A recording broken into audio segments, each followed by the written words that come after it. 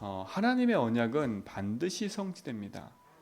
하나님이 주신 그 약속과 응답은 반드시 성취되는데 누굴 통해 성취되냐가 중요한 거지요.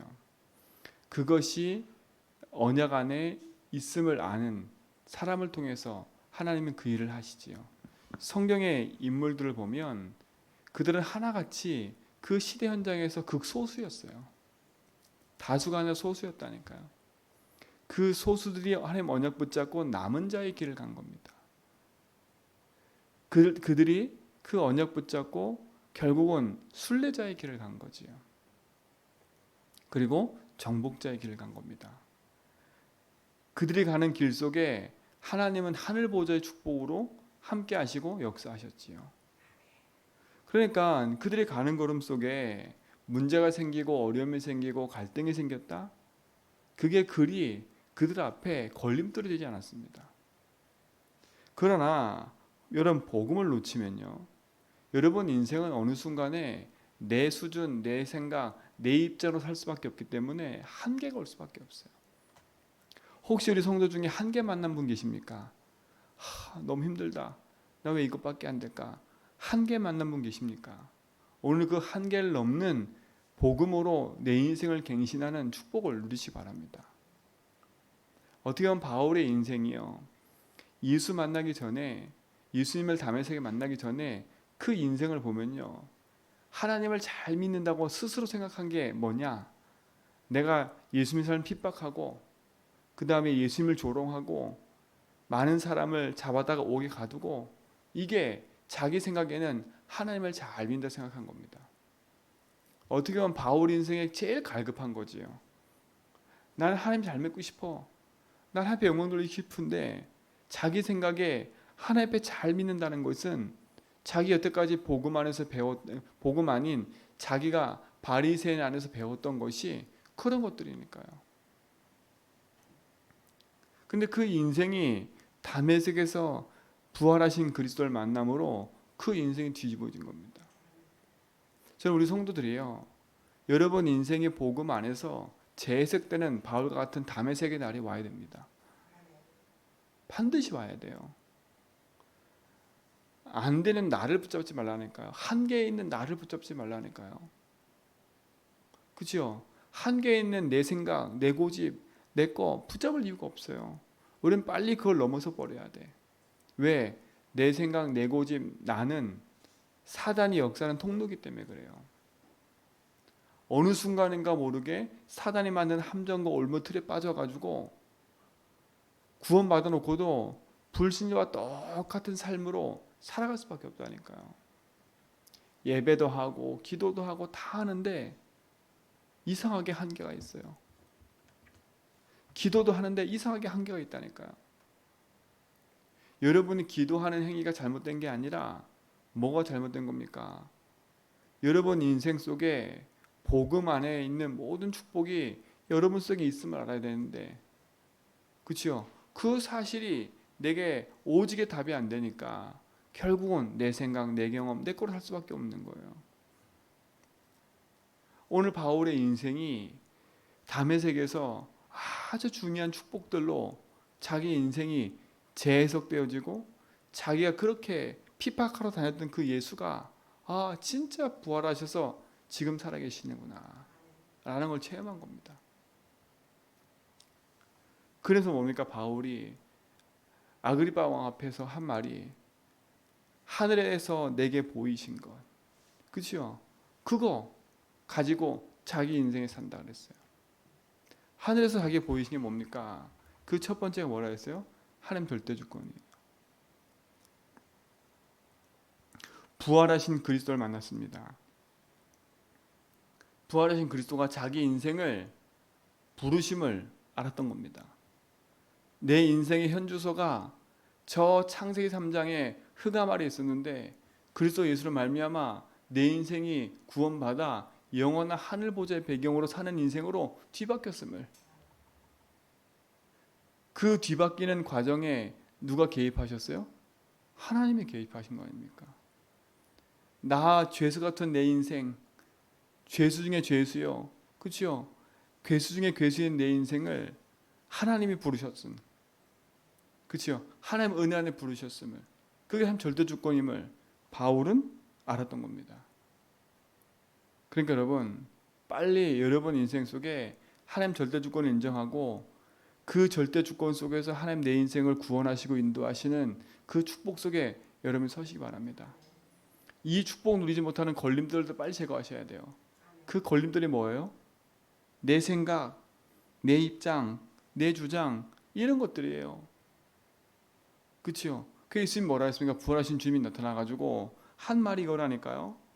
가시채를 뒷발질하게 하기가 내게 고생이니라. 바울아, 자꾸 헛발질하지 마라. 헛수고하지 마라. 여러분, 내 생각, 내 입장, 내 기준으로 살면요 헛수고예요. 실컷 살아나고 헛수고예요. 여러분 인생에 걸림돌 되는 모든 부분을 제거하고 하나님의 절대주권을 믿는 믿음 안에서 서시길 축복드립니다. 그렇죠? 그 절대주권을 바울이 본 겁니다. 그리고 또 본 게 뭡니까? 하나님 절대 계획을 자기 인생 속에 본 거예요. 그게 뭡니까? 하나님은 나를 종과 증인으로 삼아서 이스라엘과 이방인들에게 그렇죠? 나를 구원하셔서 그들을 구원하라고 나를 보내시는 거구나. 나를 부르신 하나님 절대 계획을 찾은 겁니다. 바울은 하나님께 대한 열심과 열망이 있었어요. 근데 잘못된 복음의 해석과 이해가 그 인생을 하나님을 핍박하는 일로 살았지만 그가 다메섹의 하나님 절대 주권으로 하나님 복음을 만남으로 말미암아 그 인생이 뒤바뀐 거예요. 절대 계획이 이거구나. 나를 부르신 이유가 하나님이 이스라엘과 이방인들에게 참된 복음의 계획을 증거하라고 부르신 거구나. 그래서 바울은 뭐라 했습니까? 그리스도께 고린도전서 1장 17절에 보니까 그리스도께서 나를 보내심은 세례를 주게 하려 하심이 아니요 오직 복음을 전하게 하려 하심이니 그랬어요. 고린도전서 1장 17절에 그랬어요. 나를 부르신 건 오직 복음을 전하게 하려고. 말과 지혜로 하지 아니함은 그리스도의 십자가가 헛되지 않게 하려고. 그러니까 바울은요 현장에서 복음 전할 때 많은 설득한 많은 말로 한 게 아니에요.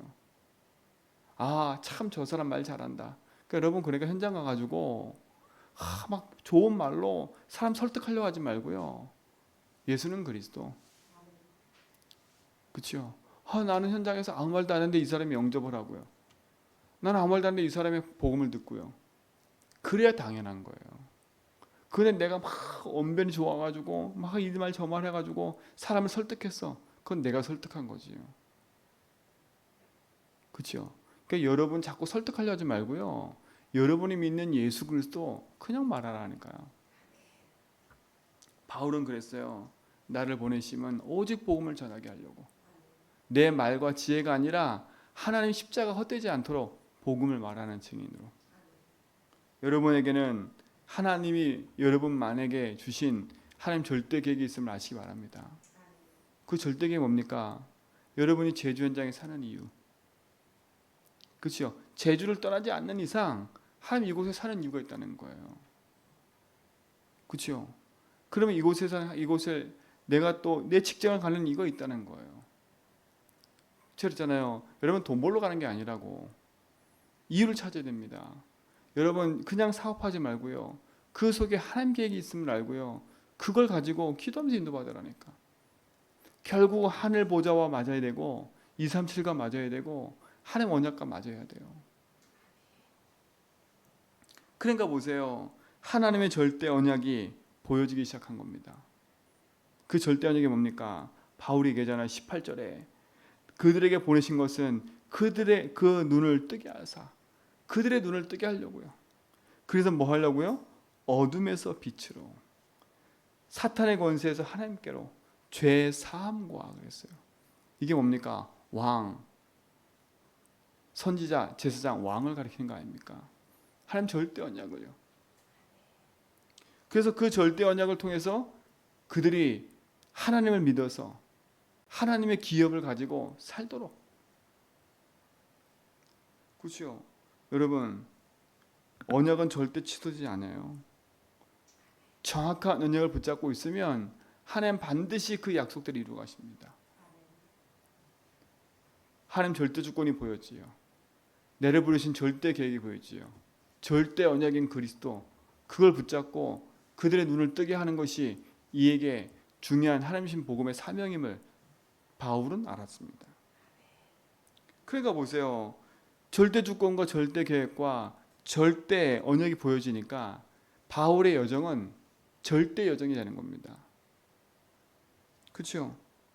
남은 자의 길, 순례자의 길, 정복자의 길을 갈 수밖에 없는 거예요. 그래서 바울이 20절에 보니까 그러잖아요. 먼저 다메섹과 예루살렘 사람과 온 유대 온 땅과 이방인에까지 그랬어요. 이게 바울의 여정인 거예요. 그래서 어디까지 가요? 로마까지요. 왜 바울이 지난번에 읽었잖아. 왜 바울이 가이사랴에 상소했어요?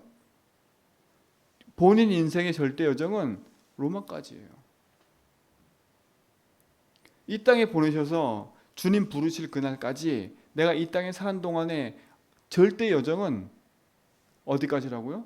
로마와 저 땅끝까지가 그의 인생의 여정이었어요.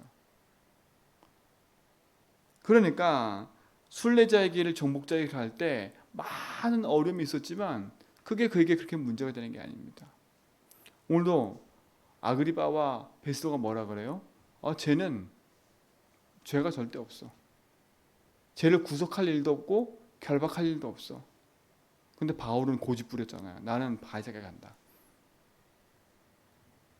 왜? 인생의 여정이니까요. 참된 축복이 여러분 속에 있기 바랍니다. 그렇죠? 그러니까 바울의 인생 속에는요 절대 목표가 있는 겁니다. 그 목표가 뭡니까? 오늘 22절로 23절에 보니까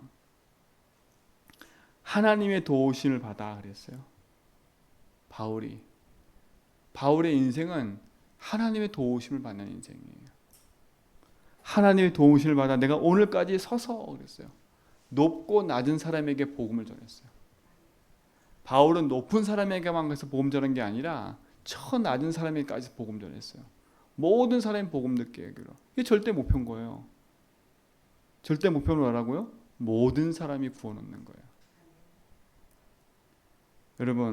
여러분 인생의 목표가 뭡니까? 그래서 뭡니까? 이들을 하나님께로 돌아오게 하도록. 자, 뭡니까? 23절에 보니까 곧 그리스도가 고난을 받으실 것과 죽은 자 가운데서 먼저 다시 살아나사 이스라엘과 이방인들에게 빛을 전하시라 함이니라. 절대 목표가 이겁니다. 하나님이 바울을 부른 절대 목표. 이스라엘과 이방인들에게 뭘 비추라고요? 빛을 전하라고. 그게 목표입니다. 목표. 그러니까 보세요. 바울의 절대 계획과 하나님 절대 목표가 똑같아요. 내가 너를 부른 건 종을 삼아서 예루살렘과 이방인들에게 복음 전하는 거. 오늘 하나님 절대 목표는 뭐예요? 이방인과 이스라엘에게 빛을 전하게 하는 거. 똑같아요. 절대 목표가. 그러니까 바울의 인생이 한 해가 딱 맞아진 거예요. 자기가 하고 있는 일이 한 해가 딱 맞아진 거예요. 절대 목표가 맞으니까. 그래서 제가 여러분들에게 늘 말하는 거예요.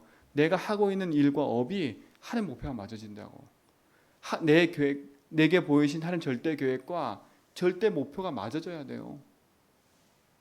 이게 안 맞아지면, 그래서 요즘 유 목사님 계속 얘기하는 거 70 영향을 가져라 말은 뭐냐, 70 현장을 살릴 만큼 이 복음의 여정이 여러분 인생 속에서 만나는 모든 사람에게 70명까지라도 70 현장에 사람에게 영향 미칠 만큼 누리라는 겁니다. 지금부터 도전하셔야 돼. 이거는요. 도전하셔야 돼. 내 인생과 내 삶이 하나님의 신 복음과 맞아야 돼요. 그러니까 바울이 뭐라 합니까? 우리가 읽었잖아요. 사도행전 20장 24절에 내가 달려갈 길과 주 예수께 받은 사명 곧 은혜의 복음을 증언을 마치려 하면 나의 생명조차도 아끼지 않는다. 그렇죠? 나를 부르신 하나님의 그 복음에 달려가는 내 인생은, 그렇죠? 내 인생의 그 모든 것을 거기에 맞췄기 때문에 내 생명이 조금도 아깝지 않다. 그래서 바울의 마지막 간절한 소원은 뭡니까? 오늘 나와 함께 듣는 이 모든 사람들이 나와 같이 되기를 원합니다. 그 말은 뭡니까? 우리 모든 성도가 바울과 같이 증인되기를 원하시는 거예요. 하늘에서 보이시는 그 메시지를 붙잡고 절대 주권의 여정을, 그렇죠? 절대 계획에 있음을 알고 절대 언약 붙잡고 여정을 걷는, 목표를 향해 가는 증인의 삶으로 인도받기를 축원드립니다. 그렇기 때문에 하늘의 힘이 필요한 거고, 그렇기 때문에 하늘의 달란트와 미션을 향해 가는 증인의 삶이 될 줄 믿습니다. 하나님, 참된 복음 여정 속에 우리 모든 성도가 있음을 믿습니다. 오늘도 그 안에서 승리케 하시고 그 능력으로 인도받게 하옵소서. 이제는 우리 백성과 하나님의 크신 사랑하심과 성령님의 내주는 충만하심이 참된 복음의 역사 속에서 하나님의 언약을 이뤄가는 모든 성도의 걸음 위에 이제부터 영원 무궁토록 항상 함께 있을지어다.